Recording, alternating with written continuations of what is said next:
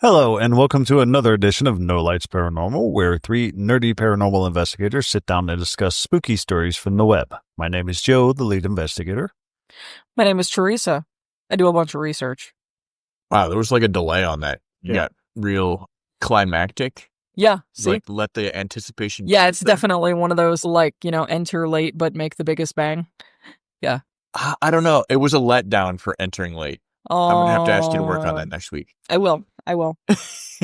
And of course, I'm Eilish, the Baba Yaga enthusiast, the druid, and the equipment setter-upper of the group. I dig it. Yeah, I'm just a lead investigator. You guys just have these, I don't know. With you, it's the voice. It's that baritone.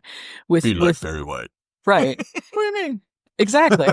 And with you, it's just like this big string of I do Words. this and this and this and this. And I'm just like, yep, I look shit up. Listen, I try to make myself sound more important than I am. Well, I look some shit up. I hook some shit up. I dig it. I'll throw in all the electrical equipment. Water. When I can, when the outlets allow me to. Right, Otherwise, I stand there really angry a lot. That's actually a better tagline. Yeah. When it's applicable, I am the equipment setter-upper. Exactly. I'm the guy that stands there angrily because the plug's not close enough. Oh, Jesus. That's why I got two power cords sitting in the back of my car. Exactly. We have to run the lines. Then Fuck it. third at my house. Uh-huh. You know. Power cords. Here's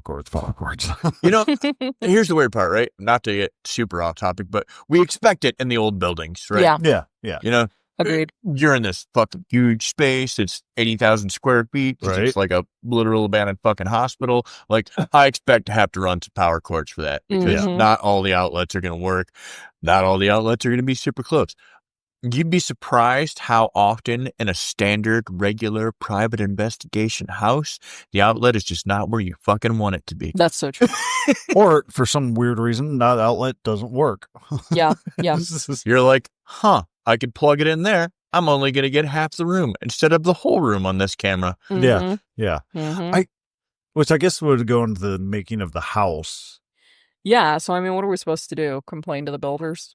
Well, it's not really complaining. It's just for the house builders out there, Put outlets in corners, all right? Yeah. Instead of in the middle of the fucking wall. Yeah. Would you please be more cognizant of paranormal investigators who may want to investigate the house in the future and where we need the outlets to be? Yeah.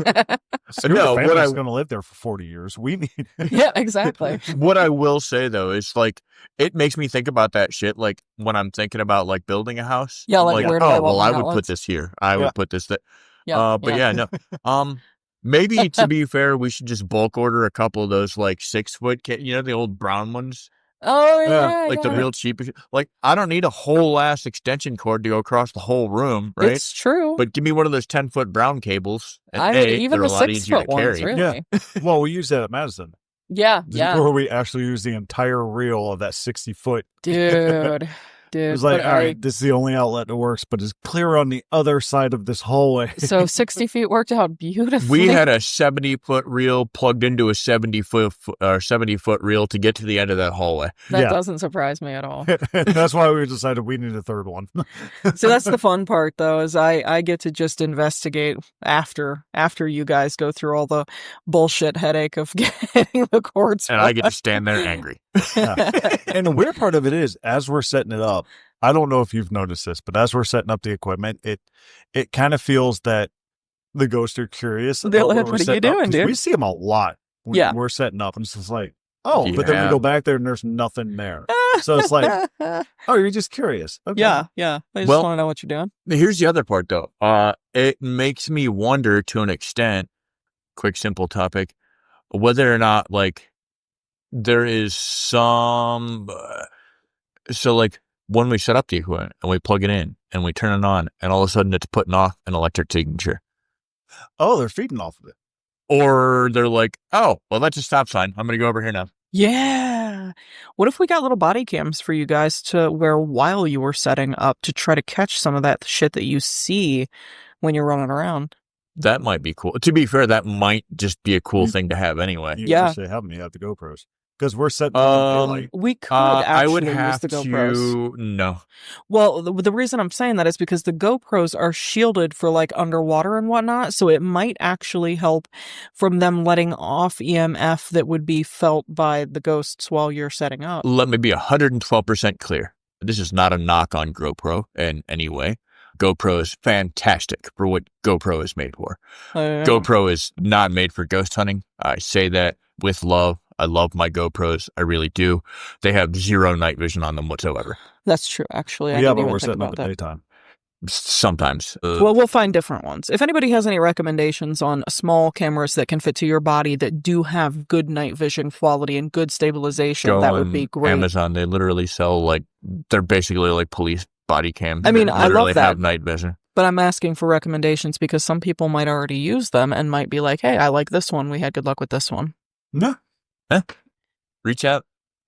Yeah. Well, But no, that's a cool idea. But I was just thinking about that. Like, you're right. They do seem to be like, what's going on over here? And then as soon as you hit that power switch and turn it on, they're like, It could Just be. kidding. There could be something to that. We're not going to do this. We might. They're all from the Appalachians. Right. All right. So with the introduction out of the way, That was a long one. Sorry, guys. go ahead and hit us spooky news. Got it. I know. I can imagine some listeners being like, dude, Like, are you guys going to tell a on. story or what? All right. we got an hour. I started off, actually, I'm just doing a couple this week, but they're good ones. what's the over-under, Joe? On what? Oh, over for sure. Yeah. I'm going to surprise everybody this week. I have my doubts. So, Carry on. Friday, July 11th, which is this next coming weekend, Fairfield County Infirmary, 7 to 10:30 p.m. Doors open at 6:30, 1587 Granville Pike in Lancaster, Ohio. Under 18 with parent or legal guardian, it is free parking. Welcome to the Fairfield County Infirmary Paranormal Investigation. Join us for a thrilling night of exploring the eerie halls and rooms of this historic location. Are you brave enough to uncover the mysteries that lie within? This in-person event will give you the opportunity to experience the supernatural firsthand. Grab your friends and prepare for a night you won't soon forget. Don't miss out on this chance to delve into the unknown at the Fairfield County Infirmary. Saturday, July the 12th, public paranormal investigation with special guests at the Trillium Event Center at 1630 East Southern Avenue in Bucyrus, Ohio. Looks here like they're going to have special guest Boss Paranormal team and the Newark Paranormal Society. And that's really all it says, so I'm not sure exactly what they're doing, but I'm going to guess it's just a walkthrough investigation. It's only $40 a person. Looks like it runs from 8 p.m. to 11:30 p.m. Again, that's Saturday, July the 12th. We have Saturday, I lied. Saturday, July the 19th, the West Theater is having another paranormal investigation. And that one runs from the 19th at 6:30 p.m. until 3 a.m. on the 20th. It's $49.87 per person, so it's like 8.5 hours. It says, welcome to the West Theater Paranormal Investigation. Join us for a spine-chilling night at the West Theater as we explore the supernatural side of this historic venue. Are you brave enough to uncover the mysteries that lie within these walls? Wow, that must just be like a canned thing. Grab your ghost hunting gear and prepare for a night of thrills and excitement. This in-person event is perfect for all your paranormal enthusiasts out there. Don't miss out on this unique opportunity to experience the unknown. See you there. That is located at 1017 Worcester Road West in Barberton, Ohio. Definitely looks fun. And then that was actually all. That's all I did this week. No. I fucking don't believe it. No, it really is. Don't believe I'm out of windows. They're done. They're closed. I'm done. They're closed? Meaning I have no more windows. They're done. Oh. See, I open each event in its own little window so that I can flip through them. Right. Yeah, I'm done. I'm out of windows. Oh, I think we have some fans out there that are disappointed right now. I mean, I could tell you all about the paranormal investigation at Coco Selfie Space. There we go. But I actually didn't pull up the information for it. I did. Did you go? Do it. Tell me. Tell me all about it. It was Jonesing. No, actually, to be fair, I pulled it up just to actually see what it was because I'm going to be honest with you. You say it every week, and this is generally, so like while you're going over the news is generally when I like rescan my story to make sure that I have everything correctly. So I'm not really paying attention to the news that you're telling me. Sure. Only because Joe and I are sitting here right here at the table with you, and we kind of know what's going on in the paranormal world. Besides, you kind of make our schedule for us because rather than just being the historian, you're kind of the investigation setter-upper is what you are. I am PR. That's so true. You're PR. So, you tell us when and where to go. Yeah. Friday, July the 18th. Paranormal experience at Coco Selfie Space, located at 530 Euclid Avenue in Cleveland. It is a 4-hour, 13 and up paid venue parking. Come join a brand new paranormal adventure at Coco Selfie Space, downtown Cleveland, located at the 5th Street Arcade. Never been on a ghost investigation? No worries. I'll guide you along the way. 3-hour tour. 3-hour long guided investigation, 1 hour to explore on your own, so 4 hours total, $35 a ticket. Arcade doors are locked at 6 o'clock. We'll have a guide waiting for you at the entrance next to Colossal Cupcakes at 5:45. You must be there pretty much on the dot because at 6:58 they close those doors up and it is on. Lux here begins at 7 o'clock sharp, so no stragglers.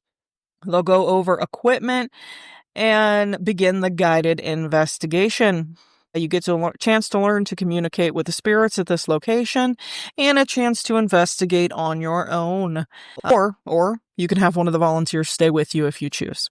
K2 meters and a cat ball are provided with the tour. You're welcome to bring your own equipment. Yeah. All right. And that's where? At Coco's Selfie Space in downtown Cleveland. So I'm also seeing this event generally is organized by this lady, Stephanie Pitts. Yes. Maybe we should have her on the podcast. We should, actually. We should reach out to her. I will. Just be I like, will do hey, that. we talk about you every fucking week. Every week. You want to come be on the podcast? Maybe she can tell us about the stuff she's seen in the in arcade. Coco's Selfie Cleveland Space. That would be great. Yeah, I will reach out to her, actually. I'll do that today. Hang out in the underground. Yep. Okay. That's my story. I'm sticking to it.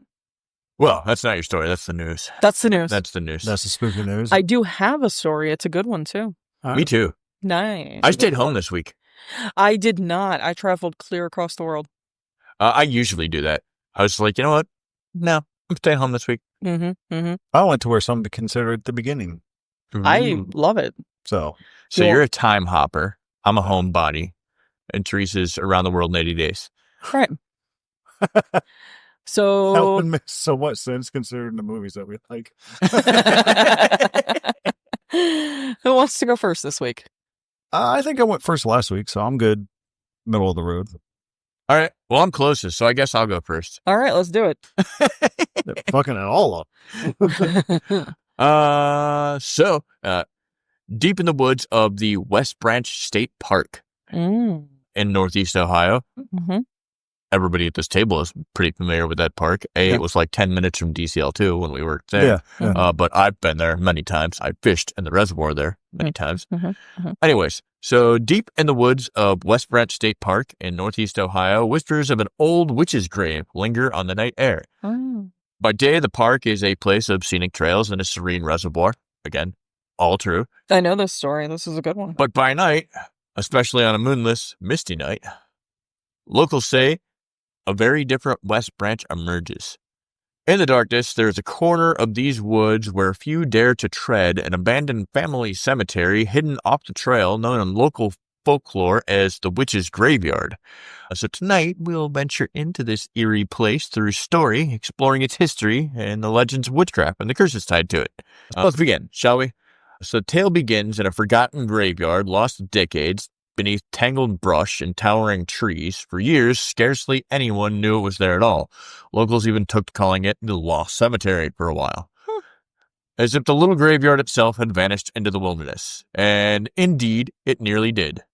Until one day in 1960, when a retired B.F. Goodrich employee named B.A. Evans stumbled upon an old plot on his property deep in what is now West Branch State Park. His unexpected discovery would soon breathe new life into a chilling legend. As the story goes, Once the lost cemetery was found, all sorts of bad things began to happen to those who did not respect the ones buried within. Picture the scene as Evans might have found it. A small clearing on a ridge, marked by a cluster of weathered tombstones, and a peculiar mound of stones at its center. The air heavy with decades of solitude. It was quiet, perhaps too quiet, as if the grove of oak and maple stood in solemn guard over the dead. This was the Elliott family cemetery, the final resting place of an early pioneer family who farmed this land in the 1800s. Yet, by a twist of fate, this innocuous family plot would soon gain a notorious new identity as the Witch's Graveyard. Evans could not have known that his discovery would set the stage for ghost stories and curiosity seekers for years to come. I have been all through this park. I have fished all over this reservoir. I have never been there. Really? Really? Never been there. Might have to go check it out. Odd. Yeah, Actually. agreed, actually. Anyway, so not long after the graveyard was rediscovered, local folklore began to paint a picture of much darker history over the Elliott Cemetery. According to legend, the woods of West Branch are haunted by the restless spirit of a woman from long ago, a woman accused of witchcraft. The story says that in the 1800s, near the town of Ravenna, just west of the park, this woman was dragged by fanatical townspeople into the wilderness and put on trial for witchery. Yes, not witchcraft, but witchery. With witchery. In a grim echo of Salem, they condemned her with no mercy. Her execution, as the tale recounts, was exceptionally cruel. She was killed by pressing. Damn, that's rough. So for those of you unfamiliar with this horrifying old method of execution, pressing involves laying a heavy wooden board across the accused, then slowly piling stones on top, one by one, crushing the life out of the victim. To death that is agonizingly slow, each stone clearly adding weight, making it harder to breathe until the last is placed.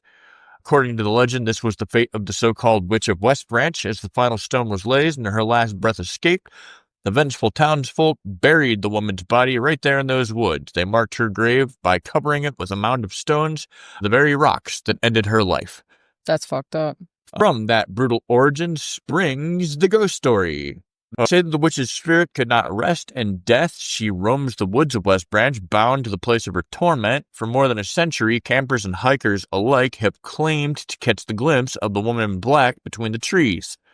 Always, she is described the same, dressed in a flowing black gown and a black scarf, an old-fashioned attire that seems to belong to another era. Sometimes she is seen standing silent and still among the gravestones. Other times, the figure in black is spotted gliding along the trail before melting into the darkness. Those who have seen her, or say they have, report an overwhelming sense of dread accompanying the apparition. The woods tend to fall deathly silent. A chill grips the air. And so, Joe, you and I have clearly, and even Teresa, has been at Indigo when all of a sudden there's a predator around. Yep. And it's really quiet. So the irony is in any moment like that, you never realize it's happening until it's too late, right? Yeah, yeah. You're like standing around, you're bullshitting, you're like blah, blah, blah, blah, blah, blah. Oh, shit. I don't hear any birds. I hear nothing. Yeah. It's like fucking dead quiet is what we basically call it. Intended. So apparently that is a common occurrence here. The woods will go dead quiet right before this woman is seen. Local lore holds that the mound of stones over her grave can never be fully removed or scattered, no matter how people might try. Indeed, over the years, many stones atop the grave have been kicked aside or pilfered by visitors, yet an inexplicable layer of stones always remains the same, as if the earth refuses to part with them. It is said that if you attempt to disturb the witch's grave, something will stop you, or something bad will happen to you. And unfortunately, for some foolhardy visitors, that warning was learned the hard way. Sometimes it's the best way. Always, right? Nobody can leave well enough alone. Everybody has to test the myth. Let's fuck with the Baba Yaga. Everybody fucks with the Baba. No, some of us don't. Well, you know what? No. I would say at one point we all have, and that's why we learned not to. Exactly. Beyond the general tale of the ghostly witch, one particular curse has cemented the witch's grave legend in local memory. It centers upon an old headstone in the cemetery, one that years ago allegedly bore a haunting epitaph. According to those who visited decades past, carved into the stone were the words, "As you are now, so once was I. As I am now, so you shall be." A classic Victorian-era warning from the dead to the living, this eerie poem and inviting readers to ponder their own mortality, gave the grave an extra aura of menace. Yeah. Just a wee bit. I mean, I feel like a lot of people probably talked like that back then, and it wasn't really meant as like a menacing thing. It's just like, yeah, sounds fucking creepy. Yes, it's how they talked back then, actually. It's right. Much in the way of like Yoda. Right. But also for the 10-year-old kids, that's the old creepy lady's house that you cross the sidewalk. Get off my lawn. No, she never had to say that. All right. Yeah.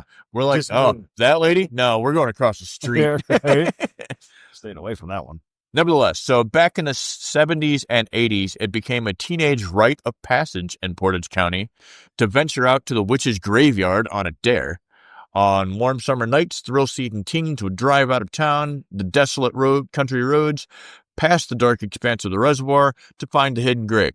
Now, for those of you not from around here, and those of you who have never been to West Branch State Park, it is exactly how it was described. There are not streetlights on most of those roads out there. Nope. It is dark country fucking roads. Yep. You cannot see, especially on like a moonless night. A full moon night, it glows.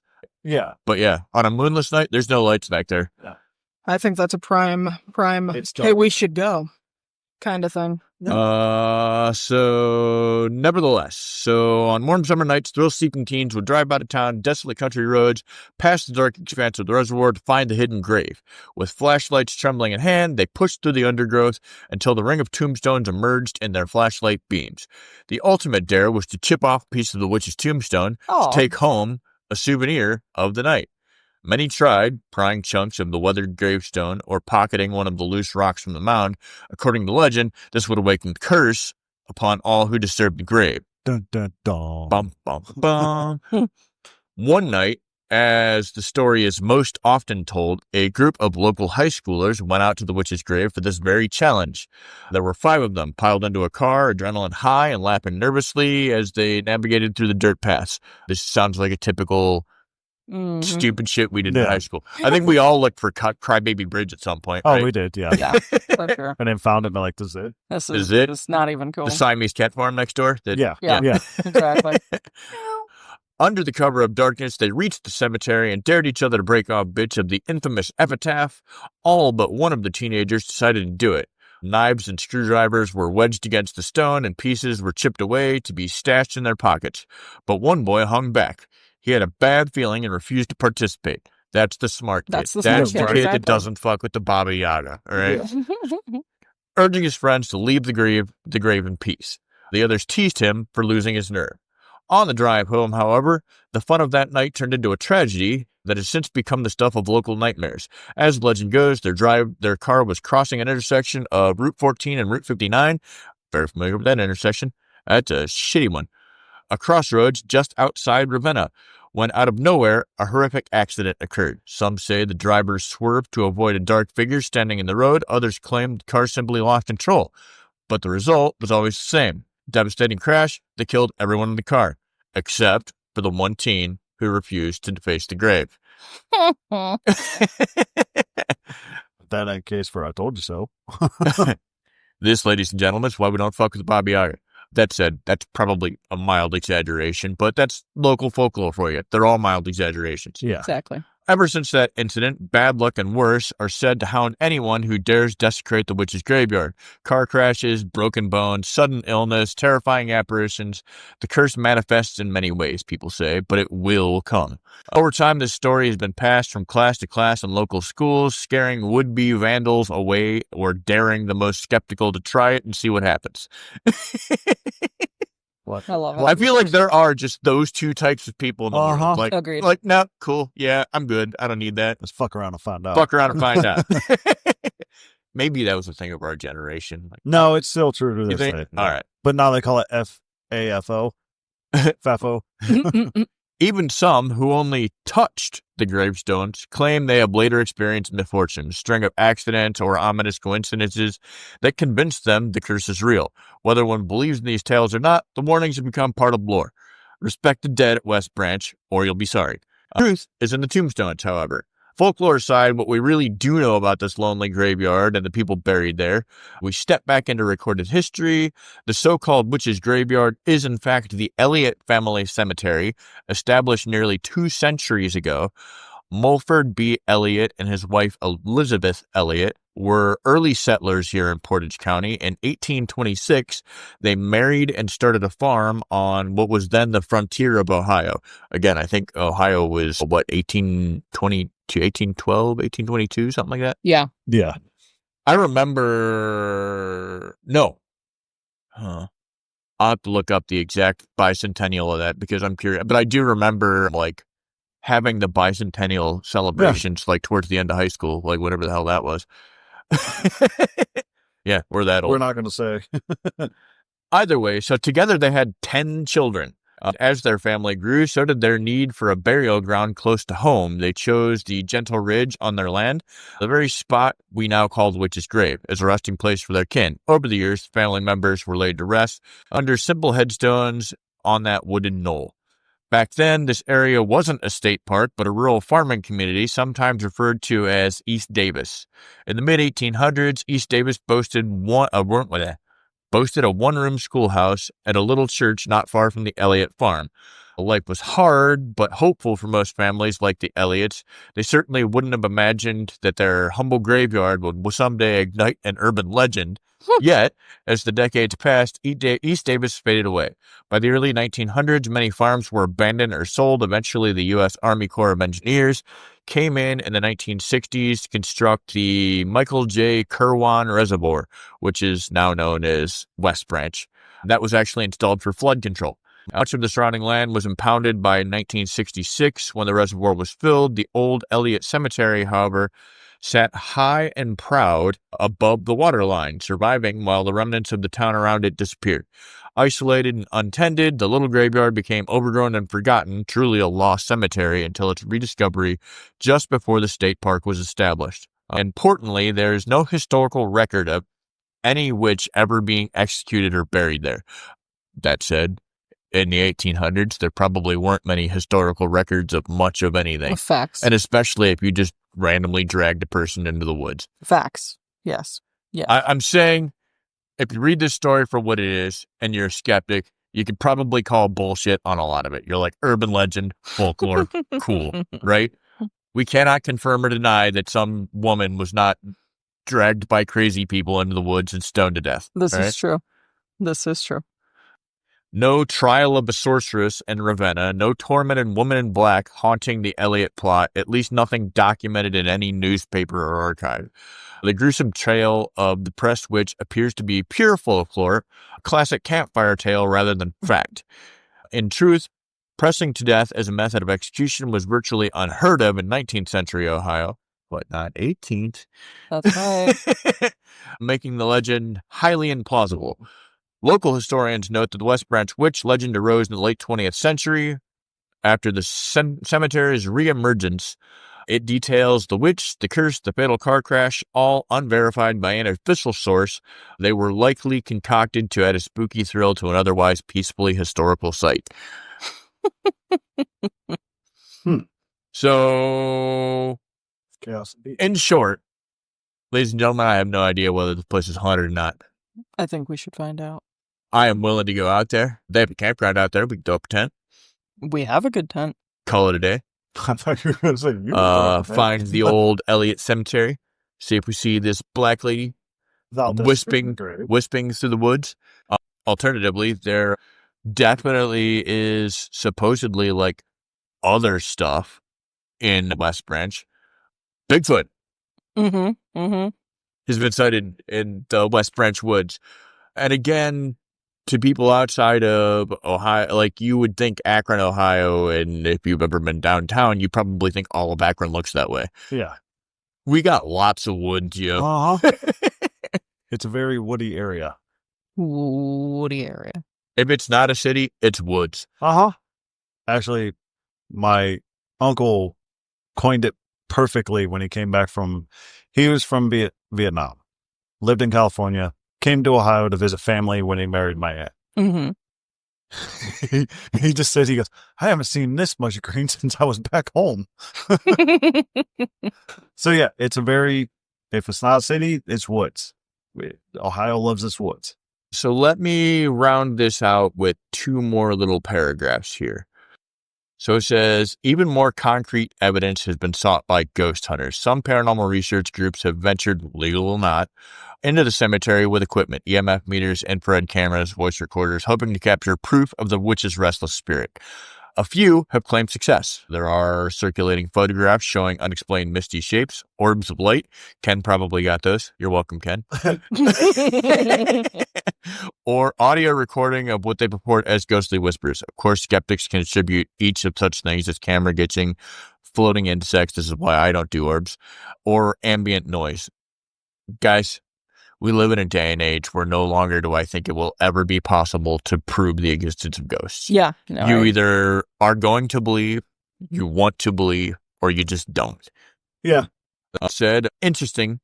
Not all of the tales surrounding West Branch State Park focus on the witch. The vicinity has its other share of ghostly lore as well.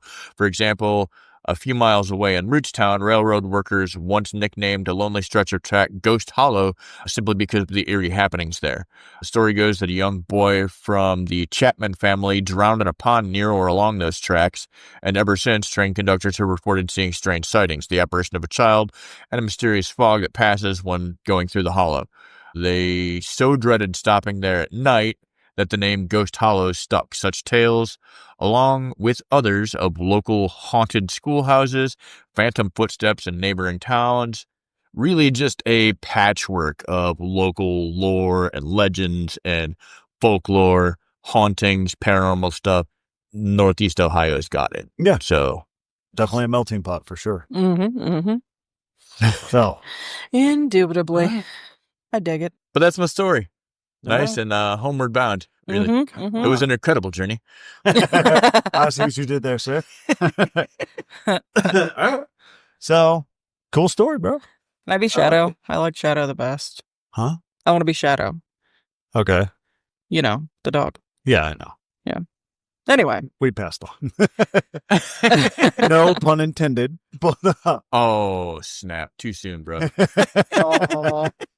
All right. So without that, I'll just go into my story now. Love it. So today I want to take you on a journey, not just across space, but through time. Ooh. We are going to Petra, the fabled rose city of Jordan, carved into sandstone cliffs by the Nabateans more than 2,000 years ago. Petra is one of the most extraordinary archaeological sites in the world. It's a place with majestic tombs, lost temples, and silent canyons. But once the tourists leave and the sun dips behind the rocks, Petra changes. You see, Petra has ghosts. Now, I don't mean that figuratively. I mean ghosts, real, whispered about spirits, shadows of the past that locals claim still move among the tombs and canyons. The ancient city may be half ruins, but the stories of the Bedouin and the hush of the twilight is still very much alive. Let's start with the place you'll pass on your way into the city, the Jinn blocks. These are massive cube-like structures carved with stone near the entrance to Petra. The purpose is still debated by scholars. Some say they were tombs, others say they're memorials, but to the local Bedouins, they are something far older and more dangerous. They believe the blocks are inhabited by jinn, spirits from pre-Islamic Arabian folklore, powerful beings of fire and wind and invisible and capable of interfering in the human world. The story goes that travelers who disrespect these blocks, those who climb on them or mock them, risk falling ill, losing their way into the sick, or even vanishing entirely. Some say that if you pass by at the wrong time, just as the sun sets, the time between times, you might hear whispers coming from inside the stone itself, voices whispering in languages no one has spoken for centuries. Next is the sick itself, and I believe I'm saying that right. It's S-I-Q. This is Petra's main entrance, a long, narrow canyon with towering red cliffs. It's beautiful by day, but by night it becomes a different world entirely. A place of silence and echoes. People have reported hearing footsteps behind them, only to turn and find no one there. Others hear of sounds of hooves, camels, or horses galloping in the dark, even though no animals are allowed at night. One of the most famous legends of the sick is that of a phantom horseman. Local guides will tell you of a hushed voices of a figure seen galloping through the canyon at night, wearing ancient armor, his face obscured. He is said to be a long-dead Nabatean warrior, cursed to ride forever, guarding the treasure buried deep beneath the treasury, a grand facade at the end of the sick. Speaking of the treasury, let me tell you about a very different kind of ghost. Some say that inside the treasury, believed by many to be the tomb of a king, lives the spirit of a Nabatean high priest. Legend has it that he betrayed his people to the Romans, and for that he was cursed. Now his spirit is bound to the treasury, waiting to the return of the pilgrim with the blood of kings, someone who will, if they enter the tomb at the wrong time, will be possessed by his soul. These are real reports, modern ones, of visitors fainting in the steps of the treasury, waking up and muttering in Nabatean, the language dead for nearly 2 millennia. Others claim to see hooded figures in white robes standing motionless inside the entrance, only to disappear when approached. But Petra's ghosts are just not confined to its well-known monuments. High above the city lies a high place of sacrifice, an ancient altar where a priest once made offerings to the gods. Today it's a challenging climb, but is said to be haunted by the voices of the sacrificed. Hikers sometimes report hearing screams on the wind, even when no one else is around. Bedouin stories speak of a black jackal that watches the cliffs, disappearing into thin air if approached. The jackal, they say, is a guardian spirit or perhaps something worse. Now, you may think that these are just old legends miscarried by wind and superstition, but even modern visitors have had their share of eerie experiences there. There was a case not long ago of a solo traveler who entered the sick at dusk against the advice of her guide. She never came back out. Her backpack was found just outside the canyon next morning, scorched and torn. Her camera, still recording, it captured nothing but static and faint whispers. Then the battery died hours before it should have. Her case still remains unsolved and open. Another group of travelers spending the night near the royal tombs reported waking up to find their tent door wide open and their fire relit. No one else was there, but their guide, a local Bedouin, refused to return to the site, and is quoted saying some places were not meant to be disturbed.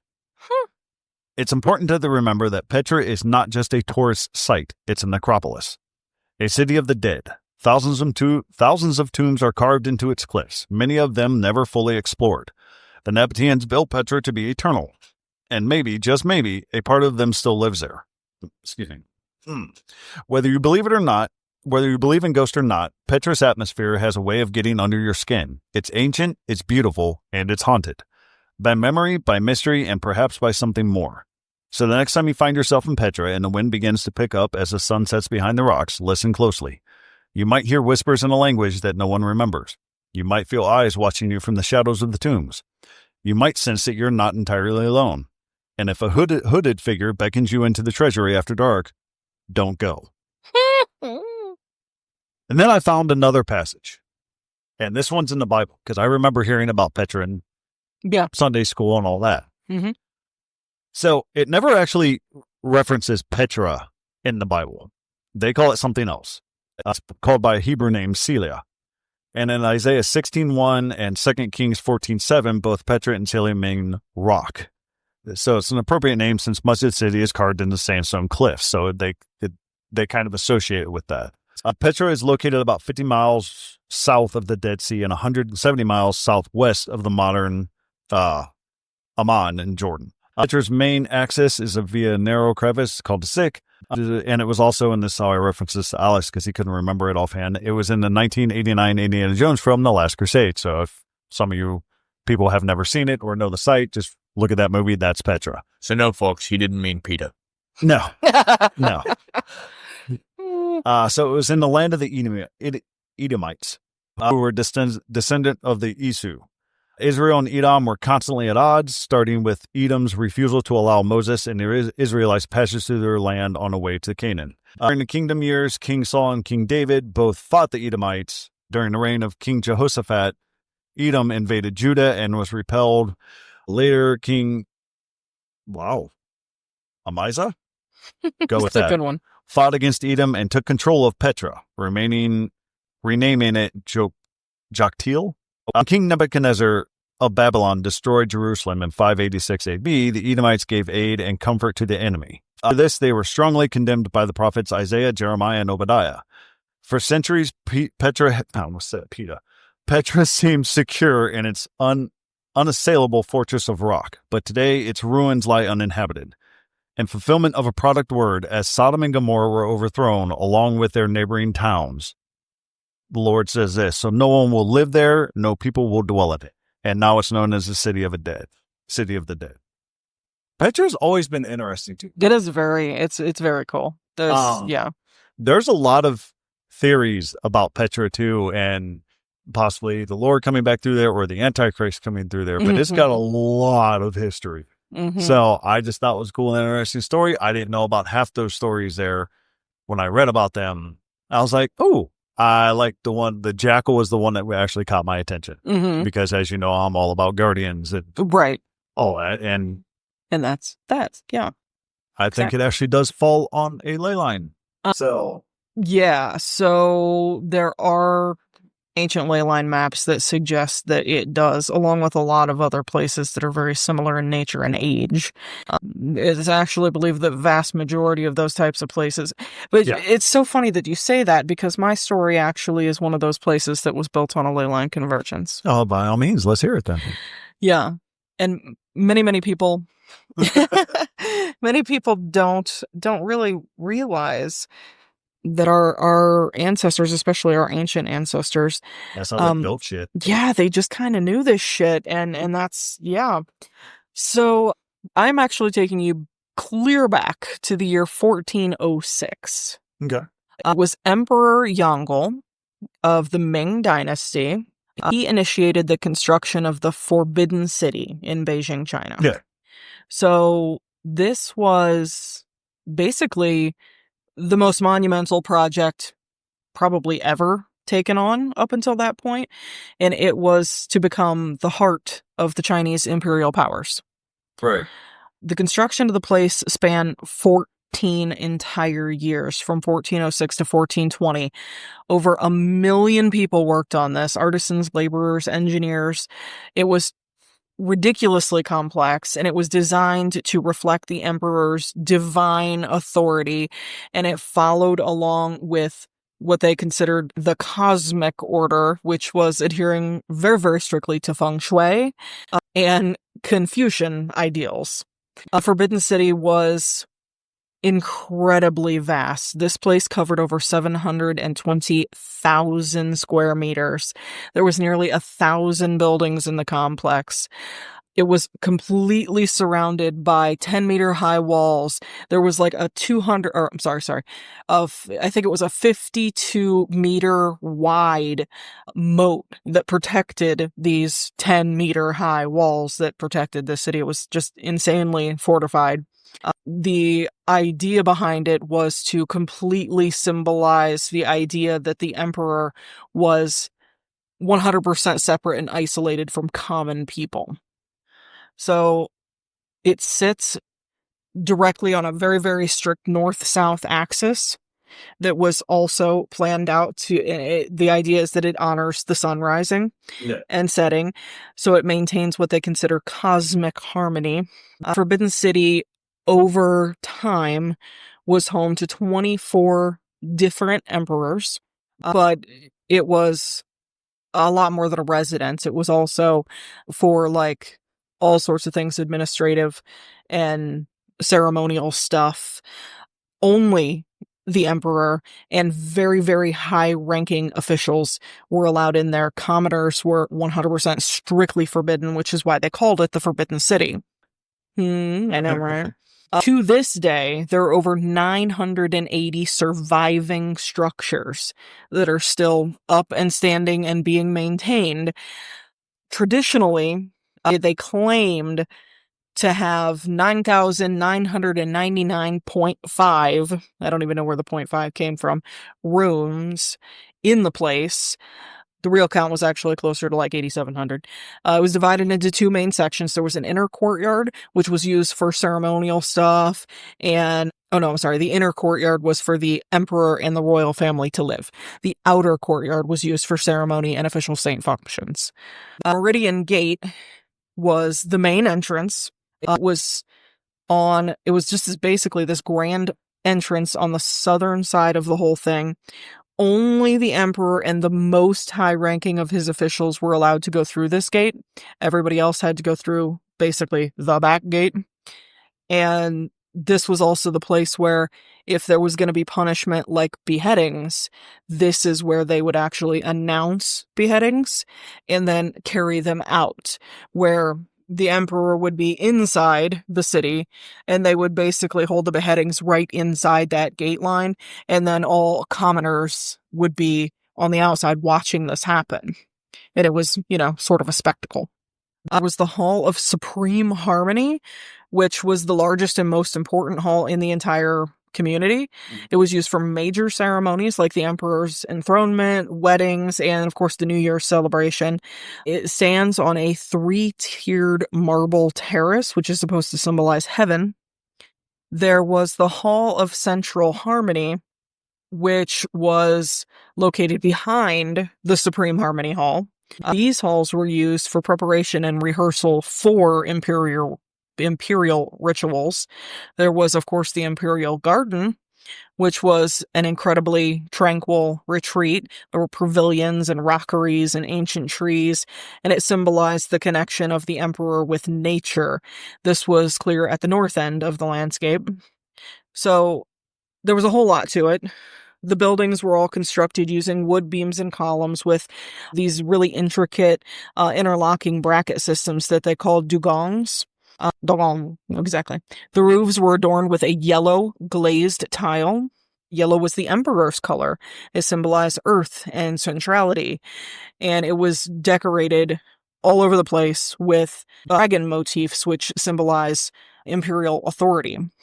A couple of interesting little fun facts is all the walls and columns in the place are painted red, which symbolize happiness, power, and good fortune. And because of these interlocking brackets, these dugongs that held this place together, it was actually incredibly earthquake resistant. Very good engineering on their part. Interesting that they knew these things clear back in the early 1400s.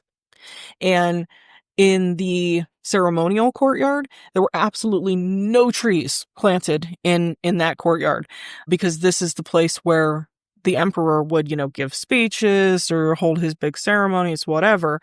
And they wanted to make positive that there was no ability for assassins to be able to hide in the shadows or in these trees. So, yeah. So this place was interesting. The Forbidden City was not just the center of power, but it was also the site of political intrigue, betrayal, death. The isolation of the palace and the hierarchical structure kind of fostered an environment where power struggles and violence were ridiculously common. There was, in 1900, one of the absolute most tragic situations. There was a consort, Zen was her name, and she was a favored concubine of the emperor. This was Emperor Gangzu. During what they called the Boxer Rebellion, the Empress Dowager Cixi ordered for this consort to be tossed into the well. That way she wouldn't be able to be captured by invading forces and dishonored. So guards picked her up, chucked her in the well, and her lifeless body sank beneath the jade waters of the well. It still stands to this day, and it is known as the Well of Consort Zen.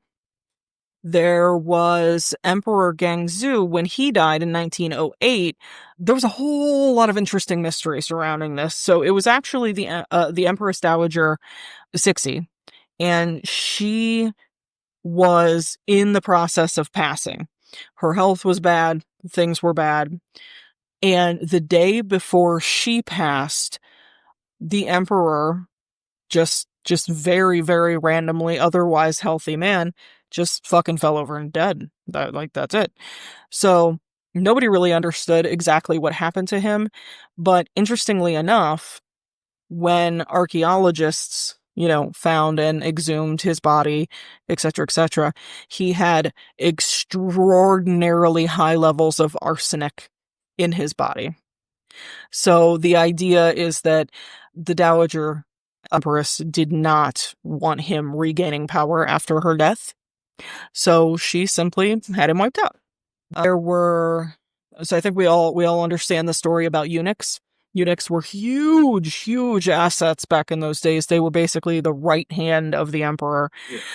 They knew all kinds of stuff. They held, I don't want to necessarily say that they held a lot of power, but with as much knowledge as they had, it made them have a lot of influence, which equated to having a lot of power. So obviously there was a whole lot of jealousy and a whole lot of treachery that came along with all of that knowledge and power.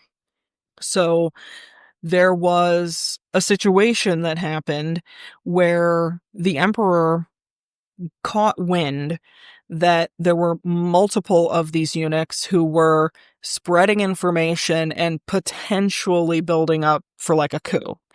So he gathered up almost 200 of these people, these eunuchs that were used, for whatever. And rather than just saying, oh, you fell out of favor, you're excommunicated. Yeah, absolutely not. He just chopped all their heads off, and that was the end of that. So, ridiculously mass execution. This actually, the cool part about it is that the Hall of Supremacy and other areas of the Forbidden City, but mostly the Supremacy Hall, the Supreme Hall, is where the executions happened. They were all beheaded, and then they were buried on the grounds. So they are all there within the walls, because despite the fact that he basically tried to cast them out and then killed them, they were still his right-hand people, so they still held sort of political influence. So they got to be buried within the city. So there's a lot of interesting little ghost stories that go along with this, as you can imagine. So probably the most interesting, I would say, they have a lady in white, of course. There's always a lady wearing some sort of fancy dress. Well, here she is, the lady in white, right? She's often seen weeping in the palace grounds, all over the place, not just in a particular spot. She is believed to be the spirit of the wronged concubine who met her tragic end in that well. She is a pale woman with white flowing robes. Her face is obscured by her long black hair, and some claim that she vanishes upon being approached, and others have reported hearing her mournful cries echoing throughout the halls of the entire palace. There is a faceless woman that was seen in the Forbidden City. So there was a guard in 1995, actually, so not ridiculously long ago, who was stationed there, and he had a pretty unsettling encounter. He and two of his colleagues saw a woman dressed in black, and she was walking away from them. So, of course, they went up and confronted her, and when she turned around, she had a completely featureless face. No eyes, no nose, no mouth, nothing. Despite the fact that these guys were armed guards, they fled in terror. Well, yeah. Was that supposed to be a question? Apparently, they came back not super long later with their weapons and flashlights in tow. However, the woman was absolutely nowhere to be found. She was just gone. Phantom footsteps all throughout the empty corridors, whispering in deserted rooms where there's absolutely nobody in them. People feel like an unseen presence sort of watching them. There's sudden drops and even rises in temperature in places where it just doesn't make sense. And all of that is obviously attributed to the restless spirits, who lots of restless spirits who met their demise in the place. And the coolest of them all is a ghost dog. So it may not just be one dog. It's multiple occasions. Lots of people have seen this. So they believe that these are the spirits of the imperial hunting dogs that used to just freely roam the entire palace grounds. So the crazy part is how they're seen. So people are just walking along. This is guards, this is visitors, this is just everybody. And a big, snarling, menacing, barking dog comes charging at them full fucking speed. And just before it gets to them, it vanishes. It scares the shit out of absolutely everyone. So how could it not? Right? So obviously, the Forbidden City was and still is just imperial grandeur. I mean, overdone to the ultimate extreme, really. And of course, it's a pretty silent witness to all of the power struggles and craziness and betrayal and tragedy and yeah, it's there where history and legend intertwine. I mean, that's where everything's at is in history. Exactly. So, sweet. Yeah. It's true. I like that one. Yeah, that was actually a really good one. Yes, good I story. actually think all three of us have good stories this We week. did, I think. Yeah, I agree with that wholeheartedly. Which is surprisingly because half the way through the week we all forgot that we had this one. Yeah, we're like, oh, wait, what? We got to record this week. What? Yeah. All right. So cool. Yeah, you'd think after 2 years of doing this, we'd just be used to this is what we do on Saturdays. No. Apparently not. No. Apparently not. But that's okay. I still love doing it. All right. So I think that's all the stories we got for this week. Yes, indeed. I definitely hope that you guys enjoyed these stories. I know that we keep saying, get a hold of us, share your info, share your stories, comment on our stories, etc., etc. And I still mean it. Yeah. Okay. Say hello. Yeah. Send us an email. Reach out where though? Well, they can definitely reach out to us on Facebook at No Lights Paranormal. Touche. No Lights Para, P-A-R-A, on X. No Lights Paranormal also has a YouTube where you can see and hear videos and audio of our paranormal encounters. And of course, some of those videos have never been reviewed, so if you spot something or you hear something, you need to let us know. And you can do that by sending me an email at nolightsparanormal@gmail.com. Yeah. I love it. Sorry, I'm going to look up on the YouTube right now to see if anybody's commenting. I actually haven't done that in a while. I probably should, huh? With all that said, what I'll say is, guys, we absolutely love you guys. We have a blast doing this. It's true. We hope you have a blast listening to us babble on for an hour a week. And yeah, definitely get a hold of us if you want to. We look forward to doing it again next week. I think I have a topic for the roundtable. I'm not going to say it out loud, though. I'm just going to slowly lead you guys into it with my stories from week to week. I love it. So at this point, we do So you're have... doing what I do. I'm pulling a Hughes. We do have 30 full-time subscribers, which is way cool. I didn't expect to get one, I'm going to be honest. Let's see here. I'm just going to go ahead and look through it right now, because why not, right? That's fine. And to give you guys somewhat of an idea of how this works, everybody who is listening who is new to this stuff, or just now getting into the paranormal, or just now starting to go out with some friends and do this and that, we have kind of learned from those who come before us. And regarding, cool, we have 30 subscribers. That's fantastic. That's great. Like she said, we didn't really expect any, and that's fine. The thing that we learned from the people that came before us is the only thing that can make that number bigger is time. Yeah. Like if you're in it for a couple of years and then you get out and then you come back later, all those people are gone. Mm-hmm. It's true.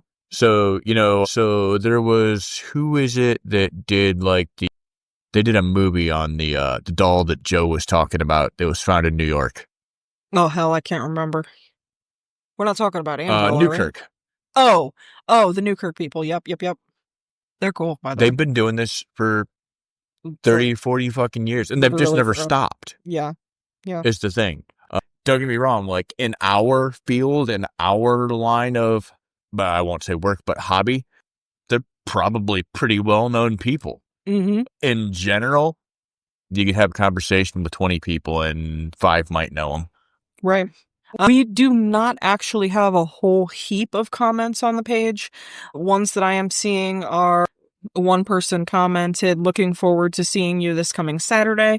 I thought of something I had forgotten to tell you. I'm excited to hear any news of the research that you have done." This was actually somebody that we did a private home investigation for. So that's what they were talking about with that.